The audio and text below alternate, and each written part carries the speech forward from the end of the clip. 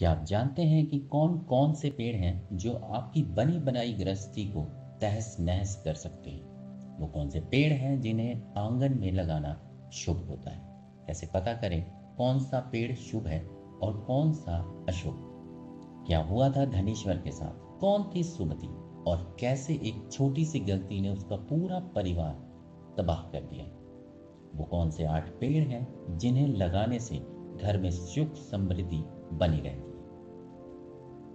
अगर आप भी जानना चाहते हैं तो वीडियो में एंड तक बने रहें। दोस्तों, यूं तो पेड़ पौधे हमारे लिए बहुत ज़रूरी हैं। ऑक्सीजन देने से लेकर दवा, फल और ज़रूरत पड़ने पर छाया भी देते हैं। अगर पेड़ ना हो तो मानव का अस्तित्व भी खत्म हो जाएगा। इसलिए हमें जितने हो सके पेड़ पौधे लगाने चाहिए। घर, आंगन, छत, जहाँ भी हो सके पेड़ लगाने चाहिए। लेकिन कौन सा पेड़ लगाना है और कौन सा नहीं, इसकी समझ होना भी बहुत ज़रूरी है, क्योंकि अनजाने में अगर घर में अशुभ पौधे आ जाएं तो हाल धनेश्वर जैसा हो सकता है। प्राचीन समय की बात है। मध्य प्रदेश में धनेश्वर नाम का एक व्यक्ति अपनी पत्नी सुमति के साथ रहता था। धनेश्वर पेशे से एक व्यापारी था। व्यापार अच्छा चल रहा था। परिवार में भी सुख शांति और समृद्धि थी, क्योंकि सुमति खुशहाल, संस्कारी और बहुत ही अच्छी स्त्री थी। वहीं धनेश्वर भी भगवान विष्णु का परम भक्त था और वो रोजाना श्री हरि की पूजा अर्चना किया करता था। सब कुछ सही चल रहा था, लेकिन फिर एक दिन सुमति को विचार आया, क्यों ना आंगन में कुछ पेड़ पौधे लगाए जाएं। हालांकि सुमति ये नहीं जानती थी कि घर में कौन सा पौधा लगाना चाहिए और कौन सा नहीं। इसलिए उसे जो भी पौधा पसंद आया वो उन सभी को ले आई और आंगन में लगाने लगी। लेकिन हिंदू शास्त्रों के अनुसार ये सभी घर में दरिद्रता, गरीबी और कलह को बढ़ावा देने वाले पौधे थे। खैर, सुमति पौधों को लगा देती है और देखते ही देखते परिवार का बुरा समय शुरू हो जाता है। सबसे पहले तो धनेश्वर को व्यापार में नुकसान होने लगा। धीरे धीरे उसका व्यापार एकदम ठप पड़ गया और घर में पैसों की किल्लत होने लगी, जिस वजह से सुमति और धनेश्वर में झगड़ा भी बढ़ने लगा। अब दोनों सुबह शाम सिर्फ झगड़ते ही थे। ऊपर से खाने को अन्न भी खत्म हो रहा था। इसलिए सुमति धनेश्वर पर जोर डालती है कि वो गांव में जाए और किसी से काम मांगे, ताकि उन्हें भूखा न मरना पड़े। धनेश्वर भी ऐसा ही करता है। वो कई दिनों तक पूरे गांव में घूमा, घर घर जाके काम मांगा, लेकिन उसे किसी ने काम नहीं दिया। थक हार के जब धनेश्वर वापस लौटा तो सुमति एक बार फिर उस पर बरस पड़ी। अंत में जब कोई रास्ता नजर नहीं आया तो धनेश्वर ने सुमति के सारे गहने भी बेच दिए, ताकि कुछ दिनों के लिए दाल रोटी का इंतजाम तो हो सके। इस तरह अशुभ वृक्ष या पेड़ लगाने के कारण उनका धन धान्य, सुख शांति सब कुछ भंग हो गया। लेकिन वो इस बात से अनजान थे, इसलिए उन पेड़ों को अपनी जगह से नहीं हटाया। यूं ही दिन गुजरने लगे और फिर एक दिन उनके दरवाजे पर एक साधु महाराज ने दस्तक दी। धनेश्वर साधु महाराज को देखकर बहुत खुश हुआ और उन्हें प्रणाम करते हुए उनके घर आने की बजाय तब साधु ने कहा, हे वत्स, मैं तीर्थ यात्रा पर निकला हूँ, आराम करने के लिए एक जगह की तलाश में हूँ। क्या तुम मुझे आज रात के लिए अपने घर में रुकने दोगे? बहुत भूख भी लगी है। अगर तुम मुझे कुछ खिला भी दो तो कृपा होगी। ये सुनते ही धनेश्वर को बड़ी खुशी हुई, क्योंकि वो ऐसे वैसे साधु नहीं थे, बल्कि बड़े ही तेजस्वी साधु थे। इसलिए धनेश्वर ने उन्हें तुरंत अपने घर में पनाह दी। पर परेशानी ये थी कि घर में अन्न का एक दाना भी नहीं था। धनेश्वर ने जब सुमति से अनाज ना होने की बात कही तो सुमति ने उसे गांव के सेठ से कुछ पैसे उधार लेने को कहा। धनेश्वर जब सेठ के पास पहुंचा तो उसने पैसे देने से साफ इनकार कर दिया। पर धनेश्वर को साधु महाराज की सेवा तो करनी ही थी, इसलिए उसने कहा, अगर मैं आपका धन ना लौटा पाऊं तो आप मेरा घर रख लीजिए, लेकिन आज मुझे धन की बहुत जरूरत है। सुनकर सेठ को भी धनेश्वर पर दया आ गई, इसलिए उसने घर के बदले पैसे दे दिए। पैसों से वो कुछ अनाज लाया और सुमति ने खाना बनाकर साधु महाराज को खिलाया। धनेश्वर की भक्ति भाव और सेवा से साधु इतने खुश हुए कि उसकी कामना पूछते हैं।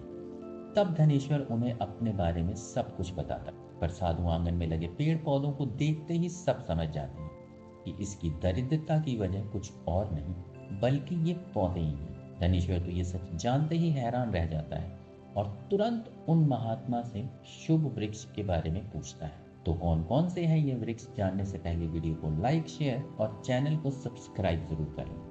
पहला, नारियल का पेड़। हिंदू धर्म के अनुसार नारियल को बहुत ही शुभ माना गया है। इसे श्रीफल भी कहा जाता है। इसे धार्मिक कार्यों के लिए भी इस्तेमाल किया जाता है और इसे देवताओं को अर्पित करना भी शुभ माना गया है। इसलिए घर में नारियल का पेड़ होना भी शुभ संकेत। इससे घर में धन धान्य की वृद्धि होती है और जिस घर में नारियल का पेड़ होता है उस घर के लोगों का समाज में वर्चस्व बहुत ऊंचा होता है। दूसरा, अंकुल का पेड़। अगर आप संतान चाहते हैं या वंश वृद्धि की कामना रखते हैं तो आपको आंगन में या घर के पास अकोल का पेड़ जरूर लगाना चाहिए। ये वंश वृद्धि के साथ साथ परिवार में सुख समृद्धि भी बनाए रखता है। तीसरा, पीपल का पेड़। अगर घर के पास कोई जलाशय, कुंड या कोई भी छोटा सा तालाब है, वहां आपको पीपल का पेड़ जरूर लगाना चाहिए। हालांकि इसे घर में, आंगन में कभी नहीं लगाना चाहिए, क्योंकि आंगन में पीपल का पेड़ शुभ नहीं रहता। इसलिए आप इसे घर से कुछ दूर ही लगाएं। अगर किसी जलाशय के पास है फिर तो और भी अच्छा हो। और जो मनुष्य ऐसा करता है उसे सैकड़ों यज्ञों के समान फल मिलता है। जब पीपल के पत्ते उस जलाशय में गिरते हैं तो सभी तरह के पितृदोष खत्म हो जाते हैं। जी हाँ दोस्तों, सब पितृदोष खत्म हो जाते हैं। इसके अलावा सुबह सुबह नहाकर पीपल को जल अर्पित करने से भी सभी तरह के दोषों का नाश होता है। इंसान पाप मुक्त होता है और घर में कलह, अशांति कभी नहीं आती। दरअसल धार्मिक मान्यताओं के अनुसार पीपल के पेड़ को शुभ माना गया है।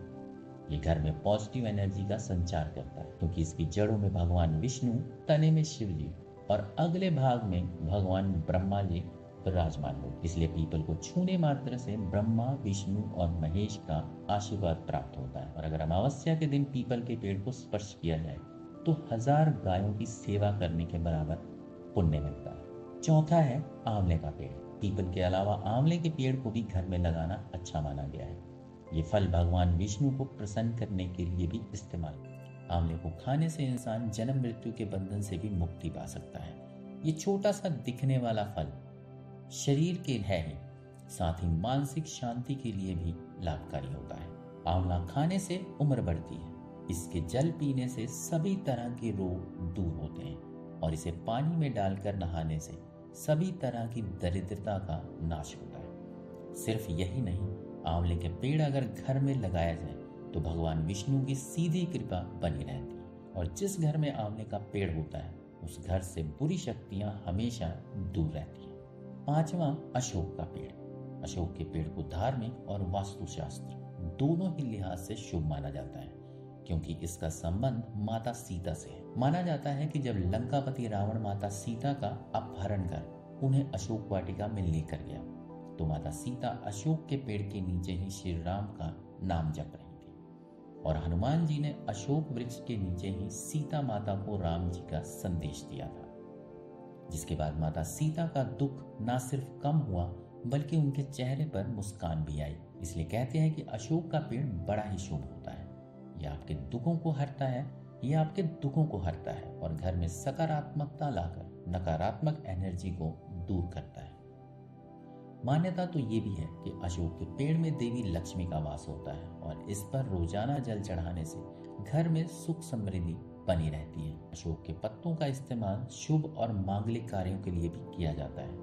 घर के मुख्य दरवाजे पर अशोक के पत्ते का तोरण लगाने से बिगड़े हुए काम भी बन जाते हैं। छठा, पाकड़ का पेड़। पाकड़ ये धार्मिक और आयुर्वेदिक दोनों ही नजरियों से खास और अच्छे संकेत देने वाला पेड़ है। इसकी छाया में बैठने से शांति और सुकून मिलता है। कहते हैं कि पाकड़ का पेड़ लगाने से यज्ञ के बराबर लाभ मिलता है। अन्य युगों में तो लोग यज्ञ किया करते थे, लेकिन कलयुग में नहीं करते, इसलिए उन्हें अपने आंगन में पाकड़ का पेड़ जरूर लगाना चाहिए। सातवां, नीम का पेड़।